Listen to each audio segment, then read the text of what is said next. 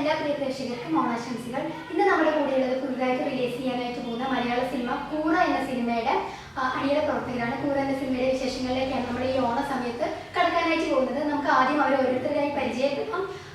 സംവിധായകനും തിരക്കഥാകൃത്തുമായിട്ടുള്ള കൂറ സിനിമയുടെ സംവിധായകനും തിരക്കഥാകൃത്തുമായിട്ടുള്ള വൈശാഖ് ജോർജൻ, കൂറ എന്ന സിനിമയിലെ കേന്ദ്ര കഥാപാത്രങ്ങളെ അവതരിപ്പിക്കുന്ന കീർത്തി വാർത്തിക്. കൂറ സിനിമയുടെ വിശേഷങ്ങളിലേക്ക് കടക്കുന്നതിന് മുന്നേ കൂറ സിനിമയുടെ തിരക്കഥയുടെ ആ ഒരു കാലഘട്ടത്തെ കുറിച്ച് എനിക്ക് അറിയണം. നമ്മളിപ്പോൾ മലയാള സിനിമയിൽ വളരെ അപൂർവമായിട്ട് കണ്ടിട്ട് തന്നെ ഇല്ല എന്ന് പറയും ഇങ്ങനെ ഒരു സിനിമ കൂറയെടുത്ത് വയറിടുക എന്നൊക്കെ പറയുന്നത്. ശരിക്കും നമ്മൾ അങ്ങനെ ഒരു സിനിമ അല്ലെങ്കിൽ ട്രെയിലർ കാണുമ്പോഴാവട്ടെ അതിൻ്റെ സോങ്ങുകൾ കാണുമ്പോഴാവട്ടെ കുറേ വ്യത്യസ്തതയാണ് അതിന് ഫീൽ ചെയ്യുന്നത്. അപ്പം ഇങ്ങനെ ഒരു സിനിമ ധൈര്യത്തോടെ മുന്നോട്ട് കൊണ്ടുവരാനുണ്ടായ ആ ഒരു പ്രചോദനം അല്ലെങ്കിൽ ആ ഒരു ധൈര്യം, ഈ തിരക്കഥ എഴുതുന്ന സമയത്ത് എനിക്ക് ഒരു പേടി ഉണ്ടായിരുന്നു. എങ്ങനെയാണ് ആ തിരക്കഥ കാലഘട്ടത്തെ കുറിച്ച് പറയാനുള്ളത്? കൂറയുടെ തിരക്കഥ ഒരു 4-5 വർഷം മുന്നേ തന്നെ തിരക്കഥയുടെ ജോലികൾ ആരംഭിച്ചിട്ടുണ്ട്. പക്ഷേ കൂറയുടെ കഥ എഴുതിയതുപോലെ 1-2 ദിവസം കൊണ്ട് എഴുതി തീർത്തൊന്നല്ല, അല്ലെങ്കിൽ ഒരു 10 ദിവസം, ഒരു 12 ദിവസം കൊണ്ട് എഴുതി തീർത്ത ഒന്നല്ല തിരക്കഥ. അതിന്റെ പ്രധാന കാരണം കഥ എന്ന നിലയ്ക്ക്, അതൊരു സാഹിത്യം എന്ന നിലയ്ക്ക് നമുക്ക് ഒരുപാട് സ്വാതന്ത്ര്യമുണ്ട് ഒരു കഥ എഴുതുന്ന സമയത്ത്. പക്ഷെ തിരക്കഥ നമ്മൾ എഴുതുന്ന സമയത്ത് സിനിമ എന്ന മീഡിയത്തെ മുന്നിൽ കണ്ടുകൊണ്ട്, അല്ലെങ്കിൽ സിനിമയുടെ പരിമിതികളെ, സാധ്യതകളെ മുൻനിർത്തി കുറെ കൂടി ടെക്നിക്കലാണ് തിരക്കഥയുടെ എഴുത്തുന്നത്. അതുകൊണ്ട് ഒറ്റയടിക്ക് എഴുതി തീർന്ന ഒന്നല്ല കൂറയുടെ തിരക്കഥ. അത് പല സമയങ്ങളിലായിട്ടാണ് എഴുതിയിട്ടുള്ളത്. എഴുതുന്ന സമയത്തെല്ലാം പൊളിച്ചെഴുത്തുകളും ഉണ്ടായിട്ടുണ്ട്. എഴുതിയ കാര്യം അപ്പടി തന്നെ സ്ക്രീനിലേക്ക് പകർത്തുക എന്നുള്ള ഒരു ലക്ഷ്യത്തോടെ ആയിരുന്നില്ല. പല പൊളിച്ചെഴുത്തുകളും നടന്നിട്ടുണ്ട്. പേടിയുണ്ടോന്ന് ചോദിച്ചു. അങ്ങനെ പേടിക്കേണ്ട കാര്യം കൂറ എന്ന സിനിമയിൽ ഇല്ല. അങ്ങനെ ഒരു പേടിയുടെ ആവശ്യം വന്നിട്ടില്ല. വ്യത്യസ്തമായിട്ടുള്ളതാണ്. കാരണം നമ്മൾ ഇതുവരെ പുതിയൊരു സാധനം, പുതിയൊരു സംവിധായകൻ, പുതുമുഖ താരങ്ങളെ വെച്ചുകൊണ്ടിരുന്നത് എല്ലാം പുതിയതാണ്. അപ്പൊ അതിന്റെ ഒരു ഭയം ഉണ്ടാവുമല്ലോ. തിരക്കഥ എഴുതുന്ന സമയത്ത് ഇത് എങ്ങനെയായിരിക്കും ഇതിന്റെ ഔട്ട് വരിക, ഇങ്ങനെയായിരിക്കും ഇത് പ്രേക്ഷകർ എടുക്കുക എന്നുള്ളൊരു ഭയം ഉണ്ടോ എന്നതാണ്. അത് പ്രസന്റ് ചെയ്യുന്ന രീതിയിൽ എനിക്ക് കുറെ സംശയങ്ങൾ ഉണ്ടായിരുന്നു. വിചാരിച്ചതുപോലെ സ്ക്രിപ്റ്റിലുള്ളതുപോലെ തന്നെ ഞാൻ പറഞ്ഞല്ലോ, നമ്മൾ സ്ക്രിപ്റ്റ് എഴുതുന്ന സമയത്ത് അതിനെ അതേപടി സിനിമയിലേക്ക് പകർത്തി വെക്കുമ്പോൾ അതിന് സാങ്കേതികപരമായിട്ട് പല വെല്ലുവിളികളും ഉണ്ടാകും. അപ്പോൾ അതെല്ലാം എങ്ങനെ തരണം ചെയ്യും, അല്ലെങ്കിൽ ഇന്ന സീനെ എങ്ങനെ ചിത്രീകരിക്കും എന്നതിനെ കുറിച്ചിട്ട് ചെറിയൊരു പേടിയുണ്ട്. അല്ലാതെ ആശയത്തെ പറ്റിയിട്ട് ഒരു പേടിയുണ്ടായി. അങ്ങനെ പറയാം. ശരി. അപ്പൊ ഞാൻ ഇപ്പൊ സൂചിപ്പിച്ചു പുതുമുഖ താരങ്ങളെ കൂടിയാണ് ഇതിലുള്ളത്. അപ്പൊ എങ്ങനെയാണ് പുതുമുഖ താരങ്ങളെയും കൂടി ഇതിലേക്ക് കൊണ്ടുവരാനുള്ള ധൈര്യം എന്ന് പറയുന്നത്? അപ്പൊ തോന്നിയിരുന്നു എപ്പോഴെങ്കിലും വേണ്ടായിരുന്നു, അല്ലെങ്കിൽ പുതിയ താരങ്ങൾ വേണ്ടായിരുന്നു, ഓൾറെഡി മലയാള സിനിമയിലുള്ള ഏതെങ്കിലും താരങ്ങളെ തന്നെ മതിയായിരുന്നു എന്ന് തോന്നിയിരുന്നോ, അല്ലെങ്കിൽ ഈ പുതുമുഖ താരങ്ങളെ കൊണ്ടുവന്നതിൽ സാറ്റിസ്ഫൈഡ് ആണോ? എന്താണ് അതിന്റെ ഒരു പ്രത്യേകത എന്ന് പറയുന്നത്? അല്ല, പുതുമുഖ താരങ്ങൾ എന്ന് പറയുമ്പോൾ ഞാൻ ഉൾപ്പെടെ ഈ സിനിമയുടെ പിന്നണിയിലുള്ള പലരും പുതുമുഖങ്ങൾ തന്നെയാണ്.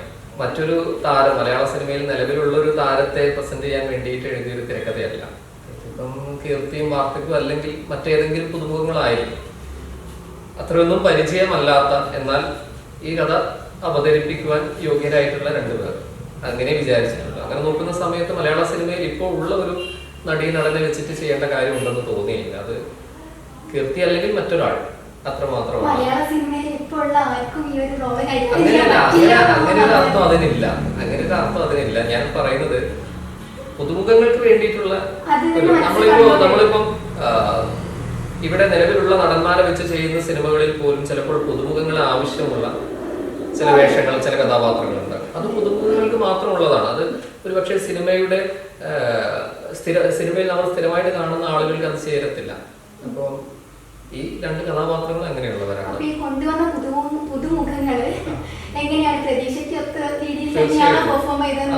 അതുകൊണ്ടാണല്ലോ നമ്മൾ ഇത്ര കോൺഫിഡൻസ്, പ്രതീക്ഷയോട് കൂടിയിട്ട് ഈ സിനിമ റിലീസ് ചെയ്യുന്ന ഈ വേളയിൽ നമ്മളിരിക്കുന്നത്.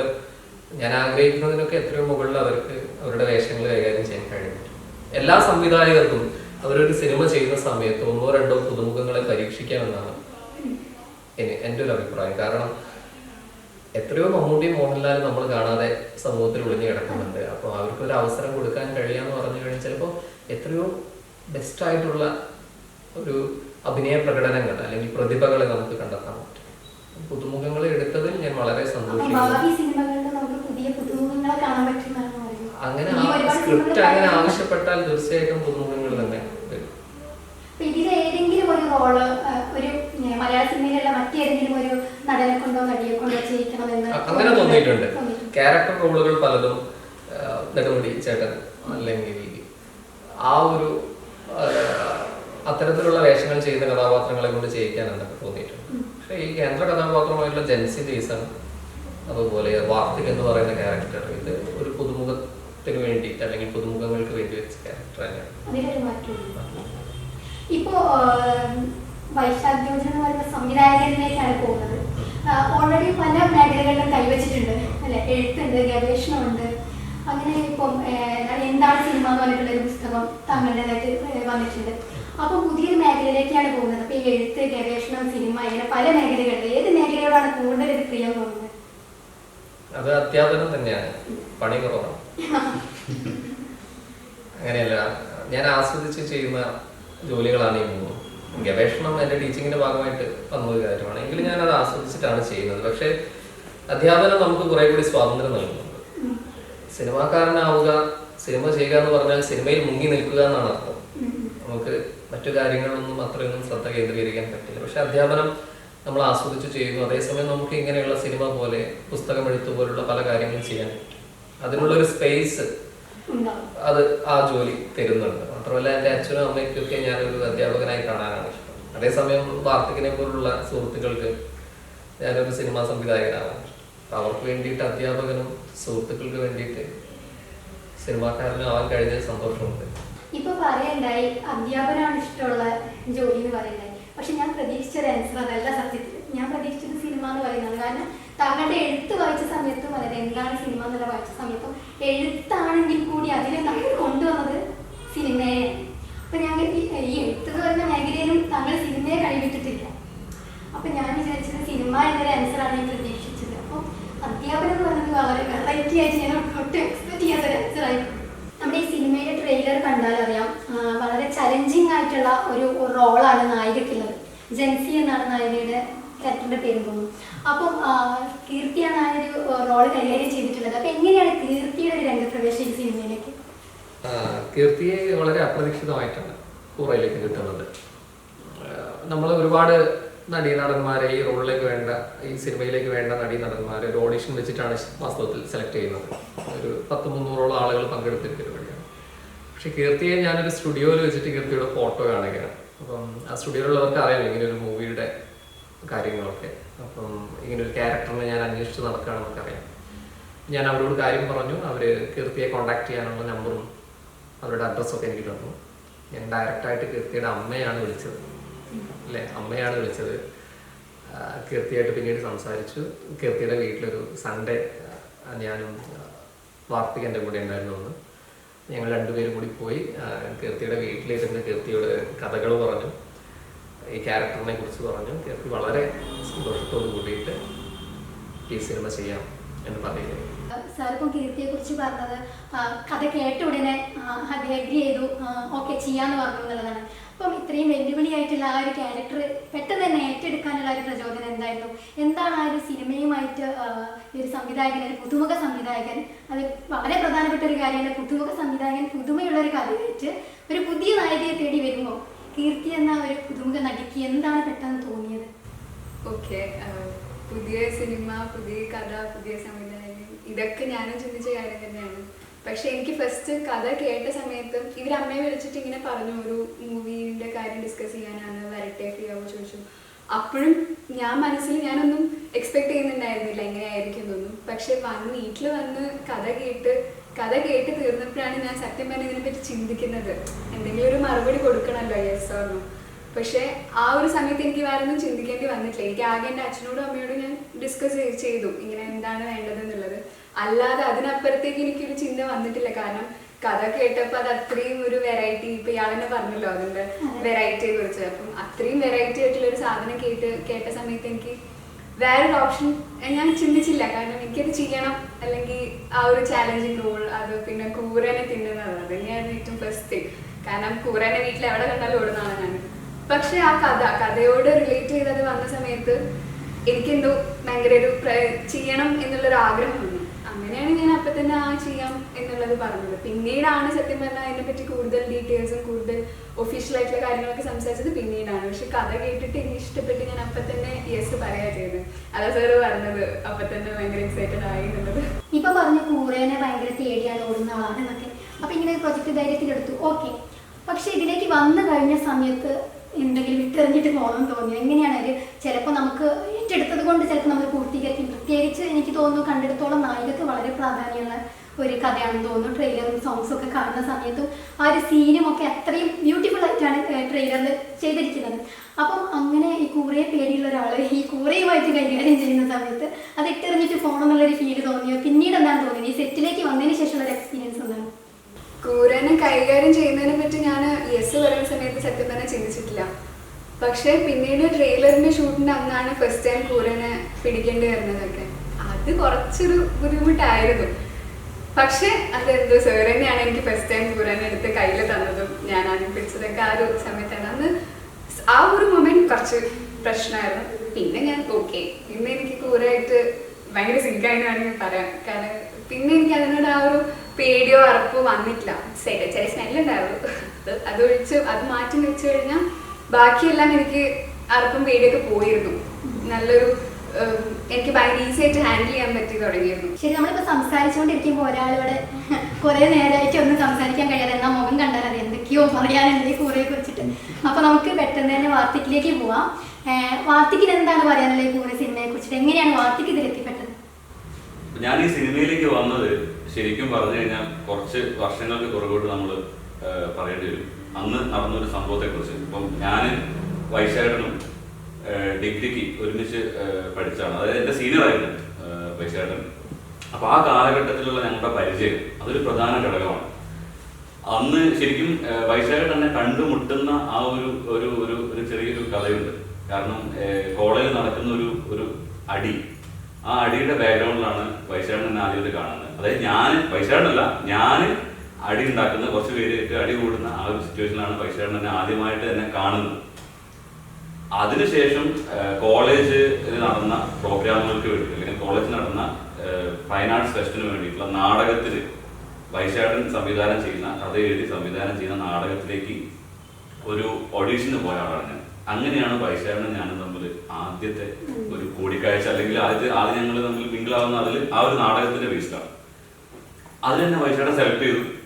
ആഫ്രിക്ക എന്ന് പറയുന്നൊരു നാടകം, ഞാൻ ഓർക്കുന്നു 7 വർഷം മുന്നുള്ള ഒരു കാര്യമാണ്. ആ നാടകത്തിൽ തന്നെ സെലക്ട് ചെയ്തു, നായകനായിട്ട് തന്നെ സെലക്ട് ചെയ്തു. അന്ന് ആ നാടകത്തിന് കോളേജിൽ first with best actor, best actress, മികച്ച നാടകത്തിനുള്ള അവാർഡ് വരെ ആ നാടകത്തിന് കിട്ടുകയാണ് അന്ന് ആ കോളേജിൽ. അത് കോളേജിന്റെ ചരിത്രത്തിൽ തന്നെ എനിക്ക് തോന്നുന്നു ആദ്യത്തെ ഒരു സംഭവമാണ്. അങ്ങനെയാണ് ഈ റിലേഷൻ സ്റ്റാർട്ട് ചെയ്യുന്നത്. പിന്നെ ഞാൻ ഈ സിനിമയിലേക്ക് അന്ന് ആ കോളേജിൽ പഠിക്കുന്ന കാലഘട്ടത്തിലേ ഉള്ള ഒരു സ്വപ്നം, ഞങ്ങൾ അറിയാലോ ആ കോളേജിൽ അങ്ങനെ ഒരു 2 പേരുണ്ടെങ്കിൽ അവരുടെ നാടകവും കാര്യങ്ങളൊക്കെ ആയിട്ട് പോകുന്ന 2 പേരുടെ സ്വപ്നം എന്ന് പറയുന്നത് എക്സ്ട്രീം ആയിട്ട് സിനിമയിലേക്കാണ്. സിനിമ എന്ന് പറയുന്ന സ്വപ്നം അന്നേ ഉണ്ടായിരുന്നു.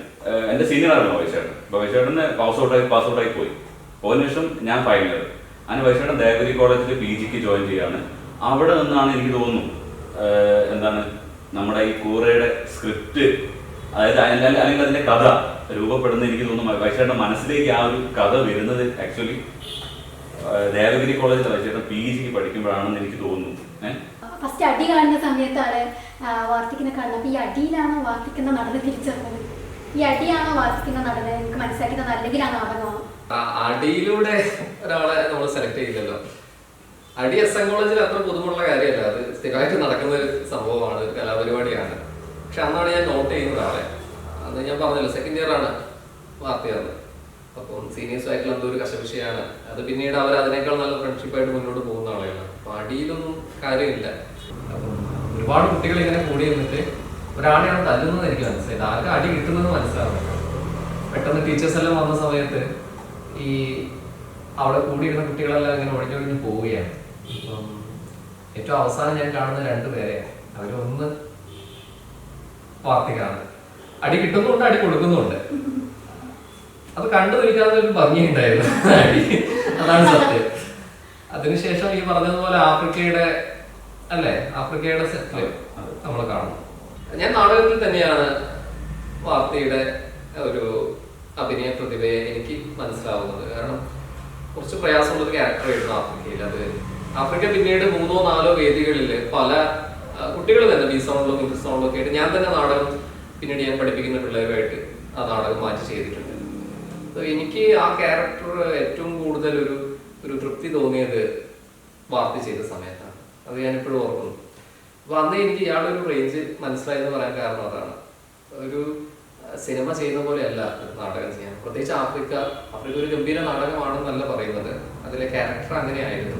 അത് വളരെ ഒതുക്കത്തോട് കൂടിയിട്ട് വൃത്തിയോട് കൂടിയിട്ട് ചെയ്യാൻ പറ്റിയിട്ടുണ്ട്. നാടകമാണ് വാർത്തയിലെ നടനെ കാണിച്ചു തന്നത്. അതിനുശേഷം ഞാൻ ചെയ്ത വിഗതകുമാറിൽ ചെറിയൊരു അതിൻ്റെ ഡ്രാമ പ്രസന്റേഷനിൽ ഒരു ചെറിയ ക്യാരക്ടർ, ഒരു സുന്ദരം എന്ന് പറയുന്ന ക്യാരക്ടർ ചെയ്തിട്ടുണ്ട്. പിന്നീട് ഞാൻ കിളി ചെയ്ത സമയത്ത് കിളിയിലെ എക്സിക്യൂട്ടീവ് പ്രൊഡ്യൂസറായിട്ടാണ് വരുന്നത്. അന്ന് ജിഷ്ണു ഗൾഫിലാണ്, വാർത്ത ഗൾഫിലാണ്. കൂറയുടെ സ്ക്രിപ്റ്റ് വർക്ക് കംപ്ലീറ്റ് ആയതിനു ശേഷം കീർത്തിയെ വരെ സെലക്ട് ചെയ്തതിനു ശേഷമാണ് അവനെ ഗൾഫിൽ നിന്ന് വിളിക്കുന്നത്. അവൻ നാട്ടിൽ വരുന്നു. ഉടനെ തന്നെ നമ്മൾ ഷൂട്ട് തുടങ്ങിയിട്ടുണ്ട്. ഇപ്പോൾ സിനിമയെ സ്വപ്നം കണ്ട ഒരാളാണ് വാർത്തിക് എന്ന് പറഞ്ഞു. അപ്പോൾ ആദ്യ സിനിമ തന്നെ നായക നടനായിട്ട് വരിക എന്നുള്ളത് ഭയങ്കര എല്ലാവർക്കും കിട്ടുന്ന ഒരു കാര്യമില്ല. അത് ഭയങ്കര ഡ്രീം കം ട്രൂ എന്നുള്ള ഒരു മൊമെന്റ് ആണെന്ന് പറഞ്ഞു. അപ്പം ആ ഒരു എക്സ്പീരിയൻസ് എങ്ങനെയായിരുന്നു? ഇത് ഏറ്റെടുത്തു, സിനിമയിലേക്ക് വന്നു, പിന്നെ ഇവിടെ എത്തിയതിനു ശേഷം ഈ സംവിധായകനുമായിട്ട് വൈശാഖൻ സംവിധായകനെയാണ് പിന്നീട് കാണുന്നത്. വൈശാഖൻ എന്ന നാടക സംവിധായകനല്ല, സിനിമാ സംവിധായകനെയാണ് കാണുന്നത്. പുതിയ സിനിമയാണ്, പുതിയ നായികയുടെ കൂടിയാണ് ചെയ്യുന്നത്, എല്ലാം പുതിയ ആൾക്കാരാണ്. അപ്പൊ എങ്ങനെയാണ് ആ ഒരു സിനിമ സെറ്റിലുള്ള ആ ഒരു എക്സ്പീരിയൻസും കാര്യങ്ങളും? എനിക്ക് ഏറ്റവും ചാലഞ്ചിങ് ആയിട്ട് തോന്നിയ ഒരു കാര്യം എന്ന് പറയുന്നത്, വൈശാഖൻ എന്ന് പറയുന്ന ഒരു ഡയറക്ടറിലേക്ക് മാറുന്ന സമയത്ത് വളരെയധികം പെർഫെക്ഷൻ ആഗ്രഹിക്കുന്ന ഒരാളാണ്. ഇപ്പോൾ ഒരു ഷോട്ട് എടുക്കുകയാണെങ്കിൽ അത് ഏറ്റവും പെർഫെക്റ്റ് ആയിട്ട് അതിൻ്റെ എല്ലാ ബാക്ക്ഗ്രൗണ്ടും അതിൻ്റെ എല്ലാ ആക്ടിങ്ങും എല്ലാ സ്ഥലങ്ങളും പെർഫെക്ഷനോട് കൂടിയിട്ട് വരണം എന്ന് ആഗ്രഹിക്കുന്ന ഒരാളായതുകൊണ്ട് അത് എന്നെ സംബന്ധിച്ചൊരു ചാലഞ്ചിങ് ആയിട്ട് എനിക്ക് ചെയ്തത്. കാരണം എൻ്റെ ഏറ്റവും എക്സ്ട്രീം ആയിട്ടൊരു കാര്യം മാത്രമാണ് എനിക്ക് അവിടെ കൊടുക്കാൻ പറ്റുന്നത്. രണ്ടാമത് കീർത്തി എന്ന് പറയുന്ന ഒരു ആക്ട്രസ് ശരിക്കും പറഞ്ഞാൽ എന്നെ പലപ്പോഴും അത്ഭുതപ്പെടുത്തിയ ഒരു ആളാണ്. ശരിക്കും അത് പറയാതിരിക്കാൻ പറ്റില്ല. കാരണം ആക്ടിങ് എന്ന് പറഞ്ഞാൽ അങ്ങനെയാണല്ലോ. കാരണം ഒരു ഗിവ് ആൻഡ് ടേക്ക്, അല്ലെങ്കിൽ അവരുടെ ആക്ഷൻ ആൻഡ് റിയാക്ഷൻ. അപ്പോൾ ഒരാളുടെ എടുന്ന് വരുന്ന റിയാക്ഷൻ ആയിരിക്കും നമ്മൾ ഡയലോഗായാലും നമ്മൾ മറുപടി ആയിട്ട് കൊടുക്കുന്നത്.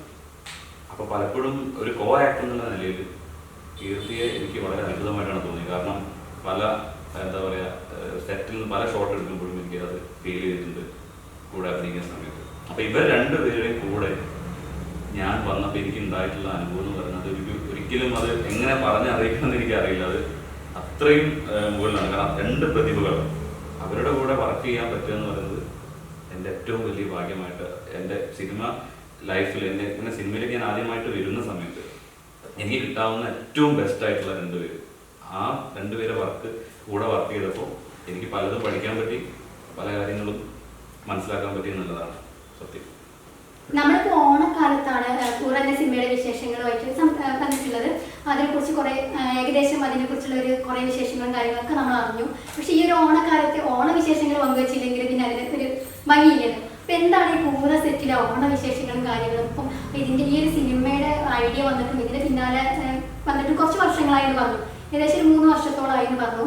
അപ്പം എങ്ങനെയാണ് ഓണം ആഘോഷമൊക്കെ ഉണ്ടായിരുന്നത്? സിനിമ സെറ്റിൽ ഓണാഘോഷങ്ങൾ ഉണ്ടായിട്ടുണ്ടായിരുന്നോ?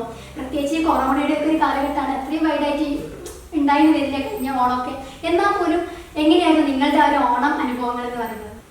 സത്യം പറഞ്ഞാൽ ഞങ്ങള് കൂറയുടെ ലൊക്കേഷനിൽ ഓണമൊന്നും ആഘോഷിച്ചിട്ടില്ല. അതിനുള്ള ഒരു അവസരമൊന്നും നമുക്ക് കിട്ടിയിട്ടില്ല. കോളേജിൽ ഒരു അവധി കിട്ടുമ്പോഴാണ് പലപ്പോഴും കൂറയുടെ, കാരണം ഈ സിനിമയുടെ ഭാഗമായിട്ട് അക്കാദമിക് ബാക്ക്ഗ്രൗണ്ടിൽ ഒരുപാട് പേര് പ്രവർത്തിക്കുന്നുണ്ട്. അപ്പോൾ കോളേജിൽ ഒരു അവധി വരുമ്പോഴൊക്കെയാണ് നമ്മൾ ഇതിൻ്റെ ഷെഡ്യൂൾ പ്ലാൻ ചെയ്യുക. അപ്പോൾ വളരെ തിരക്ക് പിടിച്ചൊരു സമയമായിരിക്കും. അപ്പോൾ 3 വർഷത്തോളം കൂറയുടെ ഷൂട്ട് നടന്നു. അപ്പോൾ എനിക്ക് തോന്നുന്നു അതിലൊരു ഷെഡ്യൂൾ ഒരു ഓണക്കാലത്തായിരുന്നു. പക്ഷെ നമുക്കത് ആഘോഷിക്കാനൊന്നും പറ്റിയിട്ടില്ല. ഓണമാണെന്നുള്ള ബോധം എല്ലാവർക്കും ഉണ്ട്, പക്ഷേ ഏതെങ്കിലും തരത്തിൽ അതൊരു ആഘോഷത്തിലേക്ക് വഴിമാറിയിട്ടില്ല. ശരി, കൂറ സെറ്റിൽ നമ്മൾ വലിയ ഓണാഘോഷങ്ങളും കാര്യങ്ങളൊന്നും ഉണ്ടായില്ല എന്ന് കേട്ടു. അപ്പം എന്നാലും പേഴ്സണലി വാർത്തിക്കിന്റെയും കീർത്തിയുടെയും ഓണവിശേഷങ്ങൾ അറിയാനായിട്ട് പ്രേക്ഷകർക്ക് താല്പര്യമുണ്ടാവും. അപ്പൊ നമുക്ക് അതിലേക്ക് ഒന്ന് പോകാം. എന്തൊക്കെയാണ് നിങ്ങളുടെ ഓണവിശേഷങ്ങൾ, കാര്യങ്ങളൊക്കെ ഷെയർ ചെയ്യും? ഓണം ഓർമ്മകൾ എന്ന് പറഞ്ഞാൽ എൻ്റെ അച്ഛൻ്റെ വീട് പാലക്കാടാണ്. അപ്പം ഞങ്ങൾ ഓണത്തിന് ഓണം വെക്കേഷൻ കിട്ടുമ്പം എല്ലാ സമയത്തും അങ്ങോട്ട് പോകാനാണ് പതിവ്. അവിടെ മുത്തശ്ശീയുടെയും അച്ചോളുടെയൊക്കെ കൂടെയാണ്, അച്ചോൾ എന്ന് പറഞ്ഞാൽ അച്ഛൻ്റെ സിസ്റ്റർ, അവരുടെയൊക്കെ കൂടെയാണ് ഓണം എല്ലാ വർഷവും ഉണ്ടാവുന്നത്, കസിൻസും എല്ലാവരുമായിട്ട്. എന്റെ ഓണം എന്ന് പറഞ്ഞാൽ സത്യം പറഞ്ഞ വർഷങ്ങൾക്ക് മുന്നല്ല ഓണങ്ങൾ. അതായത് ഈ അടുത്ത കാലത്ത് എപ്പോഴും ഓണത്തിന്റെ ആ ഒരു ഭംഗി കുട്ടിയായിരിക്കുമ്പോൾ ഉള്ള ഓണം ഉണ്ടല്ലോ. കാരണം നമ്മള് എന്താ പറയാ, എല്ലാവരും വീട്ടിലേക്ക് ഒത്തുകൂടി റിലേറ്റീവ്സും കസിൻസും എല്ലാവരും ഒത്തിട്ടുള്ള ഒരു ഓണം, ഓണപ്പൂക്കളം ഇടുന്നത്, ഓണസദ്യ, അതുപോലെ ഓണത്തല്ല് അല്ല ഞാൻ തല്ലിന്റെ ആൾ മാത്രമാണ്. ഇങ്ങനെയുള്ള കാര്യങ്ങൾ, അതായത് പണ്ട് വീട്ടില് അച്ഛമ്മ അച്ഛനൊക്കെ ഉണ്ടായിരുന്ന സമയത്ത് അവര് ഉണ്ടാക്കി തരുന്നൊരു പൂക്കൂട ഉണ്ട്, മറ്റേ ഈ ഓല മെടഞ്ഞിട്ടുണ്ടാക്കുന്ന, അത് ഉണ്ടാക്കി തന്നിട്ട് അതിൽ നമ്മൾ തുമ്പപ്പൂ പറിക്കാൻ പോകുന്ന ഒരു ഓർമ്മ ഇപ്പൊ എന്റെ മനസ്സിലേക്ക് വരുന്നൊരു ഓർമ്മയാണ്. കാരണം വളരെ മറക്കാൻ കഴിയാത്തൊരു പുലർച്ചെ എണീറ്റ് പൂ പറിക്കാൻ പോയ കഥയൊക്കെ അതൊരു സത്യം തന്നെയാണ്. എത്ര പഴക്കമുണ്ട് ഈ കഥയ്ക്ക്. ഞാനൊക്കെ കടയിൽ പോയിട്ട് പൂ വാങ്ങി കൊണ്ടുപോകുന്ന ബ്ലേഡ് കൊണ്ട് അരിഞ്ഞിട്ട് അത് അതാണ് പൂക്കുട്ടയില് പൂവൊക്കെ. വാർത്തക്കിന്റെ കീർത്തിയുടെ ഒരുപാട് വിശേഷങ്ങൾ നമ്മൾ കേട്ടു. അപ്പൊ വാർത്തക്ക് പറയുണ്ടായി സിനിമ എന്ന് പറയുന്നത് സ്വപ്നം തന്നെയായിരുന്നു. കീർത്തി പറഞ്ഞു അത് ആ കഥ കേട്ട സമയത്ത് ഓക്കെ എന്ന് പറയും, എന്നാൽ അത് ഒരു സ്വപ്നമായിരുന്നു എന്നൊന്നും കീർത്തി സൂചിപ്പിച്ചിട്ടില്ല. അപ്പൊ എന്തായാലും സിനിമയിലേക്ക് വന്ന സ്ഥിതിക്ക് ഇതൊരു സ്വപ്നമായി വളരാൻ സാധ്യതയുണ്ട്. എന്തായാലും രണ്ടുപേരും ഇനി മലയാള സിനിമയിൽ തുടർന്നുണ്ടാവോ, എങ്ങനെയെങ്കിലും ഏതൊക്കെ വേഷങ്ങളായിരിക്കും നിങ്ങൾ കൈകാര്യം ചെയ്യാൻ ആഗ്രഹിക്കുന്നത്? അപ്പം മലയാള സിനിമയിൽ അല്ലെങ്കിൽ അന്യഭാഷകളിൽ എന്തോ ആവട്ടെ, ആദ്യം മലയാള സിനിമകളിൽ തന്നെ നിങ്ങൾ ഏതൊക്കെ വേഷങ്ങളാക്കി, അല്ലെങ്കിൽ ഏതൊരു നടനാണ് നിങ്ങൾക്ക് പ്രചോദനം, അങ്ങനെ എന്തെങ്കിലും കാര്യങ്ങളുണ്ടോ?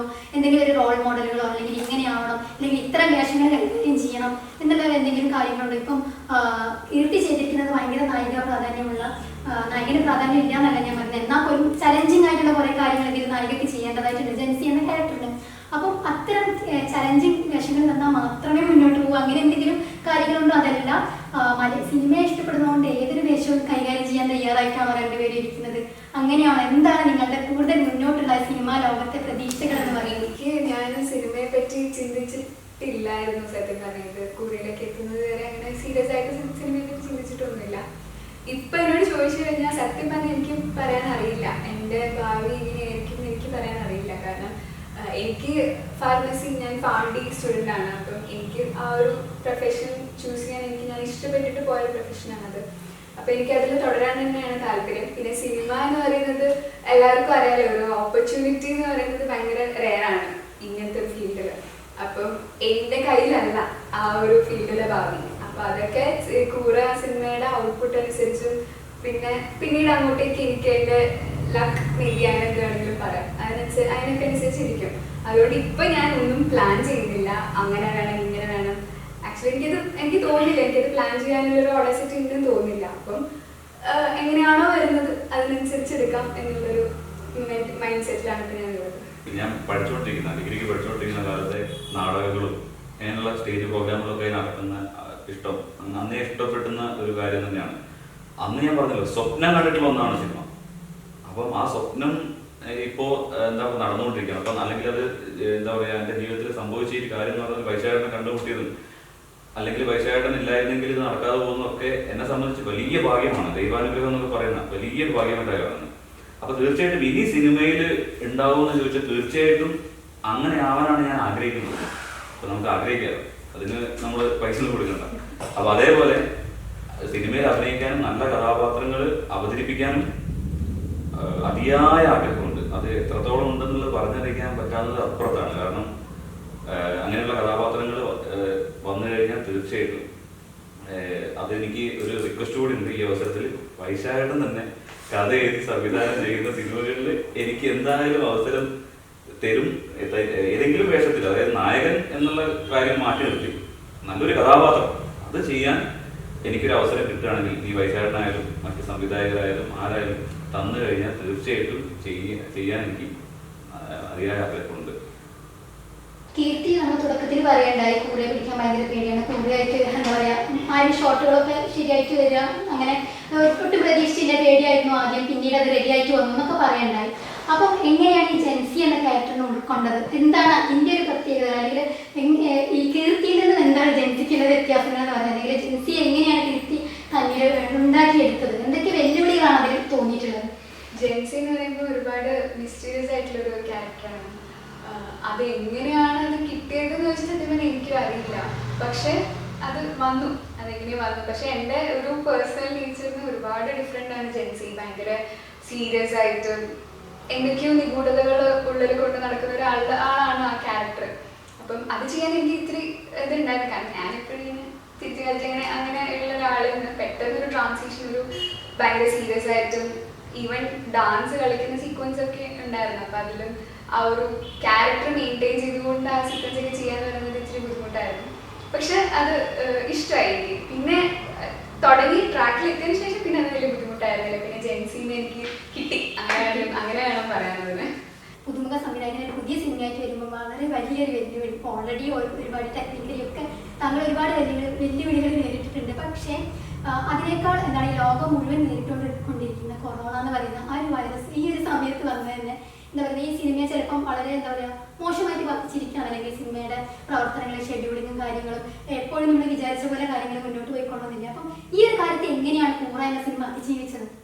ഈ കൂറയുടെ 2ാം ഷെഡ്യൂൾ കഴിഞ്ഞ ഉടനെ തന്നെയാണ് കൊറോണ ആദ്യമായിട്ട് റിപ്പോർട്ട് ചെയ്യുന്നത് കേരളത്തിൽ. അപ്പോൾ നമുക്ക് ഇതിന്റെ തീവ്രത അറിയില്ല. നമ്മൾ വിചാരിച്ചു ഇത് ഒരാഴ്ച കഴിഞ്ഞാൽ മാറും. നേരത്തെ നിപ്പ വന്നപ്പോഴൊക്കെയുള്ള ആ ഒരു ഇത് നമ്മൾ പ്രതീക്ഷിക്കുന്നുണ്ട്, അല്ലെങ്കിൽ ഒരു മാസം കഴിഞ്ഞാൽ മാറും എന്നൊക്കെ വിചാരിച്ചു. പക്ഷേ 2nd ഷെഡ്യൂളിന് ശേഷം ഏതാണ്ട് ഒരു വർഷത്തോളം കൂറയുടെ ഷൂട്ട് നിലച്ചു. അതിന്റെ പ്രധാന കാരണം കോവിഡാണ്. കോവിഡ് നിയന്ത്രണങ്ങൾ ഉള്ളത് കൊണ്ട് നമുക്ക് ഷൂട്ടിംഗ് തുടരാൻ പറ്റി. അത് വലിയ ബുദ്ധിമുട്ടുണ്ടാക്കി. കാരണം ഒരു വർഷത്തെ കാലം എന്ന് പറയുന്നത് ഈ അഭിനേതാക്കളുടെ രൂപത്തിലൊക്കെ വലിയ മാറ്റങ്ങൾ വന്നുകൊണ്ടിരിക്കുകയാണ്. കീർത്തി ഒരുപാട് തടിക്കാൻ തുടങ്ങി, ജിഷ്ണുവിലും പ്രകടമായ മാറ്റങ്ങൾ വന്നു. അപ്പം ഇതൊരു വലിയ പ്രതിസന്ധി ആയിരുന്നു വാസ്തവത്തിൽ. പിന്നെ സാമ്പത്തികമായിട്ട് സിനിമാ മേഖല ഒന്നായിട്ട് അനുഭവിച്ച ബുദ്ധിമുട്ട് നമുക്ക് വന്നു ചേർന്നു. അപ്പൊ ഇതിനെല്ലാം തരണം ചെയ്തിട്ടാണ് സർക്കാരിന്റെ അനുമതി, കോവിഡിന് ശേഷം ഷൂട്ട് ചെയ്യാം എന്നുള്ള അനുമതി ലഭിച്ചതിന് ശേഷമാണ് ഇത് അടുത്ത 3ാമത്തെ ഷെഡ്യൂൾ തുടങ്ങുന്നത്. കുറേയൊക്കെ നന്നായിട്ട് ബുദ്ധിമുട്ടിയൊരു കാലമാണ് അത്. എല്ലാ സിനിമാക്കാരെയും എങ്ങനെ ബാധിച്ചുവോ അതേപോലെ പക്ഷെ അതിനേക്കാൾ കൂടുതലായിട്ട് ഞങ്ങളെ കോവിഡ് ബാധിച്ചിട്ടുണ്ട്. പക്ഷെ അതിനെ അതിജീവിച്ചു എന്നുള്ളതാണ്. കോവിഡ് കാലത്തെ പ്രതിസന്ധികളെ കുറിച്ച് താങ്കൾ പറഞ്ഞു. അപ്പൊ ഈ ഒരു കോവിഡ് കാലത്ത് ഒരു സംവിധായകൻ നേരിട്ട വലിയൊരു പ്രതിസന്ധി എന്ന് പറഞ്ഞാൽ തിയേറ്ററിൽ പടം റിലീസ് ചെയ്യാൻ പറ്റാതെ വരിക എന്ന് പറയുന്നത്. ഒരു പുതുമുഖ സംവിധായകൻ എപ്പോഴും ആഗ്രഹിക്കുക തന്റെ പടം തിയേറ്ററിൽ എത്തിക്കുക, അതിന്റെ ആ ഒരു റെസ്പോൺസ് കിട്ടുക എന്ന് പറഞ്ഞാൽ അദ്ദേഹത്തിന്റെ വലിയൊരു സ്വപ്നമാണ്. അപ്പം അങ്ങനെ ഒരു സാധ്യത പോലും നിലച്ചു പോയപ്പം അതെങ്ങനെയാണ് താങ്കൾ മറികടന്നത്? ശരിക്കും ഒരു തിയേറ്ററിലേക്ക് അതിൽ എത്തിക്കാൻ വേണ്ടി നോക്കിയോ? അങ്ങനെ ഒരു ഗ്യാപ്പ് എടുക്കാൻ തോന്നിയോ? എന്താ പറയുക, തിയേറ്റർ റിലീസൊക്കെ സാധ്യമായിട്ട് മതി എന്ന ആ ഒരു ഗ്യാപ്പിനെ കുറിച്ച് താങ്കൾ ആലോചിച്ചിരുന്നു? അല്ലെങ്കിൽ പെട്ടെന്ന് തന്നെ സിനിമ മുന്നോട്ട് പോട്ടെ എന്ന് കരുതാണ് ചെയ്തത്? അപ്പൊ ഈ തിയേറ്റർ സാധ്യത ഇല്ലാതിരുന്നത് എങ്ങനെയാണ് താങ്കളെ ബാധിച്ചത്, ഈ സിനിമയെ ബാധിച്ചത്? കുറേ എന്ന മൂവി അതിന്റെ സ്ക്രിപ്റ്റ് ലെവൽ തൊട്ട് നമ്മൾ പ്ലാൻ ചെയ്തത് തിയേറ്ററിലേക്ക് തന്നെയാണ്. അതിന്റെ ഫ്രെയിം കമ്പോസ് ചെയ്യുമ്പോഴും അതിലെ സീൻസ് ഡിവൈഡ് ചെയ്യുമ്പോഴും സീക്വൻസ് ചെയ്യുന്ന സമയത്തൊക്കെ അത് ഒരു തിയേറ്റർ മൂവി തന്നെയാണ്. തീരെ പ്രതീക്ഷിക്കാതെയാണോ ഇങ്ങനെ ഒരു സംഭവം ഉണ്ടാകുന്നത്? പിന്നെ അതൊരു അനിവാര്യതയാണ്, നമ്മളത് ഉൾക്കൊള്ളുക എന്നുള്ളതാണ്. ഇപ്പം നമ്മളെക്കാൾ വലിയ സിനിമാ സംരംഭകരുടെ പ്രൊജക്റ്റ് പോലും OTT-യിലേക്ക് വഴിമാറുകയാണ്. ഒരു മാറ്റം നമ്മൾ ഉൾക്കൊള്ളുന്ന, ഈ ചോദിച്ചതുപോലെ പെട്ടെന്ന് തിയേറ്ററിലേക്ക് കണ്ട് എല്ലാ കാര്യങ്ങളും ഈവൻ നമ്മൾ വിതരണക്കാരുമായിട്ടുള്ള മീറ്റിംഗ് പോലും കഴിഞ്ഞിരുന്നു. ആ ഒരു സ്റ്റേജിൽ നിന്നാണ് പിന്നീട് OTT-യിലേക്ക് മാറുന്നത്. അതൊരു വിഷമം ഉണ്ടാക്കി, പക്ഷേ അതൊരു അനിവാര്യതയാണെന്ന് നമ്മൾ തിരിച്ചറിയുകയും പിന്നീട് ആ ട്രാക്കിലേക്ക് മാറുകയാണ്. പിന്നെ ആ മാറ്റം നമ്മൾ ഉൾക്കൊള്ളണം. അതൊരു പുതിയ രീതിയാണ്, പുതിയ ടെലികാസ്റ്റിംഗ് രീതിയാണ്. അതിനെ നമ്മൾ അംഗീകരിക്കുന്നു. അതിന് അതിൻ്റെതായ ഗുണങ്ങളുണ്ട്, പോരായ്മകളുണ്ട്. തീർച്ചയായും തിയേറ്ററിൽ തരുന്ന വലിയൊരു എക്സ്പീരിയൻസ് ഉണ്ട്. പക്ഷേ നമ്മളത് ഉൾക്കൊണ്ടു. ആ മാറ്റം വളരെ സന്തോഷപൂർവ്വം സ്വീകരിക്കുന്നു. ശരി, നമുക്ക് വാർത്തക്കിന്റെ കുറച്ച് വിശേഷങ്ങൾ അറിയാതെ. ഞാൻ നേരത്തെ തുടക്കത്തിൽ തന്നെ പറഞ്ഞു മുഖം കണ്ടാൽ അറിയാം എന്തൊക്കെയോ പറയാനുണ്ട്, പക്ഷെ എനിക്ക് ഇപ്പോഴും പൂർണ്ണമായിട്ട് ഇങ്ങോട്ട് കിട്ടിയിട്ടില്ല. അപ്പം വാർത്തക്കിന് എന്തൊക്കെയോ ഒരു അനുഭവങ്ങളും എക്സ്പീരിയൻസ് ഒക്കെ ഞാനുണ്ടെന്ന് തോന്നുന്നു, കൂറയുമായി ബന്ധപ്പെട്ട് വല്ലാതെയൊക്കെ. അപ്പൊ എന്തൊക്കെയാണ് വാർത്തക്കിന് ഷെയർ ചെയ്യാനുള്ള എക്സ്പീരിയൻസും കാര്യങ്ങളൊക്കെ ഒന്ന് ഷെയർ ചെയ്യാം. പിന്നെ അതുപോലെ തന്നെ കൂറ എന്ന് പറഞ്ഞ ക്യാരക്ടറിനെ കുറിച്ച് വാർത്തയ്ക്കിന് എന്താണ് പറയാനുള്ളത്, എങ്ങനെയാണ് ആ ഒരു ക്യാരക്ടറിനെ സ്വായത്തമാക്കി എടുത്തത് എന്നുള്ളതും കൂടി ഒന്ന് ഷെയർ ചെയ്യാം. തീർച്ചയായിട്ടും മറക്കാൻ കഴിയാത്ത അനുഭവങ്ങളുടെ ഒരു എന്താ പറയാ ഒരു നീണ്ട നിരയുന്നുണ്ട്. കാരണം ഒരു ഫിലിമിൽ ആദ്യമായിട്ട് ഇങ്ങനെ ഒരു റോള് ചെയ്യുന്ന സമയത്ത് നമുക്ക് മനസ്സിലാവും എത്രത്തോളം അനുഭവങ്ങൾ നമുക്ക് ഉണ്ടാകുന്നുള്ളത്. എല്ലാ അനുഭവങ്ങളും അങ്ങനെ പുറത്ത് എന്താ പറയാ എനിക്ക് പറയാൻ പറ്റാത്തൊരു പ്രശ്നമുണ്ട്. കാരണം പടത്തിന്റെ പല കാര്യങ്ങളിലേക്ക് ബാധിക്കുന്ന ഒരു കാര്യമായതുകൊണ്ട്. പക്ഷെ എന്നാലും എനിക്ക് മറക്കാൻ കഴിയാത്തൊരു അനുഭവം എന്ന് പറയുന്നത് ഇതിന്റെ ലൊക്കേഷൻ തേടിപ്പോയി കൊറിയയുടെ ലൊക്കേഷൻ തേടി പോകുന്ന ഒരു യാത്രയിൽ സംഭവിച്ചൊരു കാര്യം.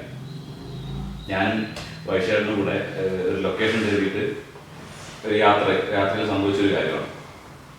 ഞങ്ങളിങ്ങനെ ലൊക്കേഷൻ നോക്കി ഇങ്ങനെ പോകുന്ന സമയത്ത് ഒരു തൂക്കുപാലം. അപ്പൊ ആ തൂക്കുപാലത്തിന്റെ അക്കരെയുള്ള ഒരു സ്ഥലം അവിടെ ഞങ്ങൾക്ക് വളരെ ഇഷ്ടപ്പെട്ടു. അവിടെ ഒരു ഷൂട്ട് ചെയ്യാന്നുള്ളൊരു തീരുമാനത്തിലെത്തുകയാണ്. അപ്പം ആ തൂക്കുപാലം കടക്കണ ആ സ്ഥലത്ത് എത്തണമെങ്കിൽ അവിടേക്ക് എത്താൻ മറ്റു മാർഗങ്ങളില്ല, മറ്റു വഴികളില്ല. ഉണ്ടെങ്കിൽ കൂടി അത് ഒരുപാട് യാത്ര ചെയ്തിട്ട് പോകേണ്ട ഒരു സ്ഥലമാണ്. അങ്ങനെ ഞങ്ങൾ ആ തൂക്കുപാലം കടക്കാൻ വേണ്ടി തീരുമാനിച്ചു. അപ്പോൾ വൈശാഖൻ എൻ്റെ മുന്നിൽ നടക്കുക. അപ്പം ഞങ്ങൾ രണ്ടുപേരും ഇങ്ങനെ വരിയായിട്ട് നടന്നു പോകുന്നു. അപ്പം തൂക്കുപാലം നല്ല ഹൈറ്റ് ഉണ്ട്. അപ്പോൾ വൈശാഖൻ ആദ്യം മുന്നിൽ നടന്നപ്പം ഏകദേശം ആ തൂക്കുപാലത്തിന്റെ ഏകദേശം ഒരു സെന്ററിൽ എത്തിയ സമയത്താണ് കാര്യം മനസ്സിലാകുന്നത്. അത് തകരാനായിട്ടുള്ളൊരു തൂക്കുപാലമായിരുന്നു. അതിന്റെ നടപ്പാതയിൽ അതിന്റെ പലകകൾ ഇങ്ങനെ വിട്ട് അതിന്റെ ഗ്യാപ്പ് ഇട്ടിട്ട്, അതായത് ഒരു പലക ഉണ്ടെങ്കിൽ അടുത്ത പലകയില്ല, അപ്പുറത്തെ പലക, അങ്ങനെ ചാടിയാണ് ഈ പലക ഓരോന്ന് ചാടി കവച്ച് വെച്ചിട്ടാണ് ഇതിലേക്ക് ആ ഒരു സ്ഥലം ലക്ഷ്യമാക്കിയുള്ള യാത്ര ചെയ്യുന്നത്. അപ്പം ഈ എവിടേക്ക് പ്രവേശിക്കുന്നതിന് മുന്നേ എൻ്റെ ഒരു ബോർഡിൽ എഴുതി വെച്ചിട്ടുണ്ട് ഇതിന്റെ പണി നടന്നുകൊണ്ടിരിക്കുകയാണ്, ദയവ് ചെയ്തിട്ട് ആളുകൾ ഇന്നത്തെ കാര്യം. പക്ഷെ ഞങ്ങളുടെ ആ ഒരു സ്ഥലത്ത് എത്താനുള്ള ത്വര അത് കാരണം വൈശാഖയുടെ മുന്നിൽ നടന്ന് ഞാൻ പിറകെ നടന്നു. അപ്പൊ എനിക്ക് ഭാഗം എത്തിയപ്പോഴേ എനിക്കൊരു സംശയമുണ്ട്, ഇത് അത്ര ദൂരം എത്താൻ ചാൻസ് ഇല്ല.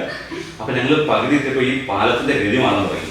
നേരെ ആയിരുന്ന പാലം ഇങ്ങനെ ചരിയാൻ തുടങ്ങി. ഏകദേശം ഒരു അപ്പൊ ഞങ്ങൾ ഇങ്ങനെ ചരിഞ്ഞിട്ടാണ്. താഴേക്ക് നല്ല ആഴമുണ്ട്, പാറക്കെട്ടുകളാണ് താഴെ ഉള്ളത്. വെള്ളമുണ്ട്, പക്ഷെ പാറയാണ്. അപ്പം പെട്ടെന്ന് ഞങ്ങൾ നടുക്ക് എത്തിയപ്പോഴാണ് ഞങ്ങൾക്ക് അപകടം മനസ്സിലാകുന്നത്, അപകടത്തിന്റെ ഒരു ആഴം മനസ്സിലാകുന്നത്. പെട്ടെന്ന് തന്നെ താഴെ ഉണ്ടായിരുന്ന ഒരു തോണി വഞ്ചിക്കാരൻ, ഈ വഞ്ചിക്കാരൻ ഞങ്ങളോട് വിളിച്ചു പറയാണ്, മക്കളെ നിങ്ങൾ അപകടത്തിലേക്കാണ് പോകുന്നത്, പെട്ടെന്ന് തന്നെ നിങ്ങൾ തിരിച്ചു പോകണം, ഇതിങ്ങനെ പണി നടക്കുന്ന പാലമാണ് എന്ന് പറയുന്നത്. അന്ന് എനിക്കുണ്ടായ അനുഭവം വളരെ കാരണം വലിയൊരു അപകടത്തിൽ നിന്ന് രക്ഷപ്പെടുകയാണ്. അപ്പൊ ഇങ്ങനെയുള്ള ഒരുപാട് അനുഭവങ്ങൾ ശരിക്കും പറഞ്ഞിട്ടുണ്ടായിട്ടുണ്ട്. ഇത് പറഞ്ഞാൽ വളരെ മറക്കാൻ പറ്റാത്ത അനുഭവമായിരുന്നു. അതെ. അത്തിക്കിന്റെ അടുത്ത് അനുഭവങ്ങൾ ചോദിച്ചപ്പോൾ ഞാൻ കരുതി അതും വർഷങ്ങൾക്ക് പിന്നോട്ട് പോകുന്നു. എന്തായാലും ലേറ്റസ്റ്റ് ആയിട്ടുള്ള കുറച്ച് അനുഭവങ്ങൾ കിട്ടി. ഈ നമുക്ക് അറിയാനായിട്ടുള്ളത്, ഞാൻ ഈ ട്രെയിലർ ശ്രദ്ധിച്ച സമയത്ത് ട്രെയിലറിന്റെ അടിയിൽ കണ്ടിട്ടുള്ള ഒരു കമന്റാണ് ഈ ട്രെയിലർ ഹോളിവുഡ് സിനിമയുടെ ട്രെയിലറിനെ അല്ലെങ്കിൽ ഹോളിവുഡ് സിനിമയെ ഓർമ്മിപ്പിക്കുന്നു എന്നുള്ളത്. എനിക്ക് അത് കണ്ടപ്പോൾ കുറച്ചും കൂടി പുതുമയും പ്രത്യേകതകളൊക്കെ തോന്നി. അപ്പം അങ്ങനെ ഒരു പുതുമ ഈ ചിത്രത്തിലുണ്ടോ, അല്ലെങ്കിൽ ഈ മലയാള സിനിമയ്ക്ക് തന്നെ ഒരു പുതിയ ഒരു വേർഷൻ കൊടുക്കാനും നമ്മുടെ ഈ കൂറ സിനിമയ്ക്ക് പറ്റും?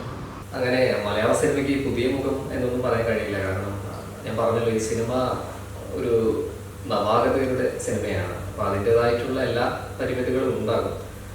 പിന്നെ ഈ ട്രെയിലറിന്റെ അടിയിൽ കണ്ടിട്ടുള്ള ഹോളിവുഡ് സിനിമയെ അനുസ്മരിപ്പിക്കുന്നു എന്നുള്ളതൊക്കെ അങ്ങനെ ആവണമെന്ന് വിചാരിച്ച് ചെയ്തതല്ല. ഈ കഥയുടെ കഥാപശ്ചാത്തലം അല്ലെങ്കിൽ കഥാപരിസരം ആവശ്യപ്പെടുന്ന ഒരു ട്രീറ്റ്മെന്റ് ആണ് ഇതിന്റെ മേക്കിങ്ങിൽ നമ്മൾ സ്വീകരിച്ചിട്ടുള്ളത്.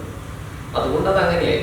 അത് ഹോളിവുഡ് സിനിമയാണോ എന്നൊക്കെ അങ്ങനെ കേൾക്കുന്നതിൽ സന്തോഷം. പക്ഷെ അങ്ങനെ ഒരു അനുകരണമല്ല ഉദ്ദേശിച്ചിട്ടുള്ളത്. അത് തീർച്ചയായിട്ടും ഒരു പുതുമ ചിത്രീകരണത്തിൽ കൊണ്ടുവരാൻ, ഇതിന്റെ നിർമ്മാണ കലയിൽ കൊണ്ടുവരാൻ ഞങ്ങളെ ശ്രമിച്ചിട്ടുണ്ട്. അപ്പം അതിൻ്റെ ഒരു ഔട്ട്പുട്ട് ആയിരിക്കണം. അതങ്ങനെ തോന്നിയതിൽ സന്തോഷം. കാരണം ഹോളിവുഡ് സിനിമയെ തോന്നിപ്പിക്കുന്നു എന്നൊക്കെ പറയുമ്പോൾ അതൊരു അംഗീകാരം തന്നെയാണ് തീർച്ചയായിട്ടും. ഓക്കെ, അങ്ങനെയാണെങ്കിൽ അന്യഭാഷകളിൽ നമുക്ക് ഈ കൂറ സിനിമ കാണാൻ പറ്റുമോ?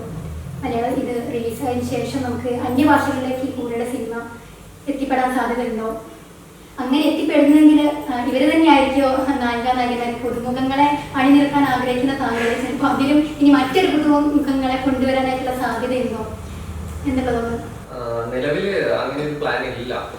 കൂറ മലയാളത്തിൽ മാത്രമാണ് വരുന്നത്. പക്ഷെ ഇതിന്റെ തമിഴ്, ഹിന്ദി മൊഴിമാറ്റത്തെ കുറിച്ചിട്ട് ഞങ്ങൾ ആലോചിക്കുന്നുണ്ട്. നിലവിൽ അതുമായി ബന്ധപ്പെട്ട പ്രവർത്തനങ്ങളൊന്നും നടന്നിട്ടില്ല. ഇത് മലയാളത്തിൽ മാത്രമായിരിക്കും ഇപ്പോൾ റിലീസിംഗ് ഉള്ളത്. മറ്റു ഭാഷകളിലും പ്രസക്തിയുള്ള അല്ലെങ്കിൽ മറ്റു ഭാഷകളിലും സാധ്യതയുള്ള ഒരു കഥ ആണ് കുറേക്കുള്ളത്. ഈ കാലത്ത് ചിലപ്പോൾ വന്നേക്കാം. അങ്ങനെ വരുന്ന സമയത്ത് ജൻസിയും വാർദ്ധക്യമാണോ എന്നുള്ളത് അപ്പോൾ പറയുന്നതായിരിക്കും കുറച്ചുകൂടി നല്ലത്. എന്തായാലും നിലവിൽ മലയാളത്തിൽ മാത്രമാണ്. ഓക്കെ, നമ്മളിപ്പം ഓണവിശേഷങ്ങൾ കേട്ടു, കൂറ സിനിമയുടെ വിശേഷങ്ങൾ കേട്ടു, കൂറയുടെ അണിയറ പ്രവർത്തകരായിരുന്നു നമ്മുടെ കൂടെ ഉണ്ടായിരുന്നത്. അപ്പോൾ നമ്മൾ നമ്മുടെ പ്രോഗ്രാം അവസാനിപ്പിക്കാനായിട്ട് പോവുകയാണ്. അപ്പോൾ അതിൻ്റെ മുന്നേ കീർത്തിയോട് എനിക്ക് ഒരേ ഒരു ചോദ്യം ചോദിക്കാനായിട്ടുണ്ട്. ഞാൻ നേരത്തെ കീർത്തി സംസാരിച്ച സമയത്ത് ചോദിക്കണം എന്ന് കരുതിയതാണ്. വേറെ ഒന്നുമല്ല, ഒരു കൂറ ഇപ്പം പിടിച്ചിട്ട് മടിയിലിട്ട് തന്നാൽ കൈകാര്യം ചെയ്യും. എനിക്ക് ആ ഒരു സെറ്റില് എന്ന് വിട്ട് കഴിഞ്ഞാൽ എനിക്ക് ഇപ്പോഴും കൂറിനെ പേടിയാണ്. ചുമ്മാ പറയുന്നതാണ് കേട്ടോ, കുറേ വീഡിയോ ഒന്നുമില്ല. അല്ല, ഇവിടെ ഇരിപ്പുണ്ട്. കൂറ വേണമെങ്കിൽ നമ്മുടെ ഞാൻ ഓടും. വേണമെങ്കിൽ കീർത്തി തയ്യാറാണെങ്കിൽ മടിയിട്ടില്ല. നമുക്ക് ലൈവായിട്ട് കാണാൻ ചെയ്യും എങ്ങനെയാണ് സിനിമയ്ക്ക് വേണ്ടി പ്രിപ്പയർ ചെയ്യുന്നത്. എന്തായാലും കൂറയുമായിട്ടുള്ള കീർത്തിയുടെ പ്രകടനങ്ങൾ നമുക്ക് സിനിമയിലൂടെ തന്നെ കാണാനായിട്ട് പറ്റും അല്ലേ? അപ്പൊ നമുക്ക് ഒരുപാട് പ്രതീക്ഷകൾ നൽകുന്ന ഈ ഒരു മൂവി നിങ്ങൾ എല്ലാവരും ഏറ്റെടുക്കുമെന്ന് വിചാരിക്കുകയാണ്. അപ്പം ഇത്തരത്തിലുള്ള ഇവരുടെ ഒരുപാട് പ്രിയപ്പെട്ട വിശേഷങ്ങൾ, അതുപോലെ ഓണവിശേഷങ്ങളൊക്കെ ആയിട്ട് നമ്മൾ ഈ ഒരു പരിപാടി വൈൻഡപ്പ് ചെയ്യാണ്. ഒരിക്കൽ കൂടി നമ്മൾ എല്ലാവരും ചേർന്നിട്ട് ഓണാശംസകൾ നേടുകയാണ് പ്രേക്ഷകർക്ക് വേണ്ടിയിട്ട് അല്ലെ? നമുക്ക് ഒരുമിച്ച് ഒരുപാട് പ്രതീക്ഷയുള്ള ഒരു ഓണമാണ്. കഴിഞ്ഞ ഓണങ്ങൾ പോലെയല്ല, ഞങ്ങളുടെ ഒരു 3-4 വർഷത്തെ ഒരു അധ്വാനത്തിന്റെ ഒരു റിസൾട്ട് ഈ ഓണക്കാലത്ത്. തീർച്ചയായിട്ടും, താങ്ക് യു. അപ്പം ഈ ഒരു ഓണം ഞങ്ങൾക്ക് വളരെ സ്പെഷ്യലാണ്. എല്ലാവർക്കും ഞങ്ങൾക്കും ഈ ഒരു ഓണ കാലഘട്ടത്തിൽ ഒരുപാട് എക്സ്പെക്ടേഷൻസിന് അല്ലെങ്കിൽ ഒരുപാട് പ്രതീക്ഷകൾ തരുന്നതാണ്. അപ്പോ ആ കൂറ മൂവിക്ക് വേണ്ടി ഞങ്ങൾ ഓരോരുത്തരും കാത്തിരിക്കുകയാണ്. ഞങ്ങൾക്ക് നിങ്ങളോട് പറയാനുള്ളത്, ഈ സിനിമ OTT-യിലാണ് റിലീസ് വരുന്നത്. അപ്പം ഇത് പൈറേറ്റഡ് ആയി പോകാനൊക്കെയുള്ള സാധ്യത വളരെ കൂടുതലാണ്. അപ്പം അങ്ങനെയൊന്നും ഇല്ലാതെ നിങ്ങൾ ഒരു നല്ല സിനിമ സഹൃദയനായിട്ട് ഈ സിനിമയോട് ചേർന്ന് നിൽക്കുക. അപ്പൊ നമ്മൾ വീണ്ടും കാണും. കൂറ എന്ന സിനിമ റിലീസ് ആയതിനു ശേഷം കൂടുതൽ വിശേഷങ്ങളുമായിട്ട് നമ്മൾ വീണ്ടും കാണുന്നതാണ്. ഇപ്പൊ നമ്മൾ തൽക്കാലത്തേക്ക് വിട പറയാണ്. എല്ലാവർക്കും ഞങ്ങളുടെ ഹൃദയം നിറഞ്ഞ ഓണാശംസകൾ.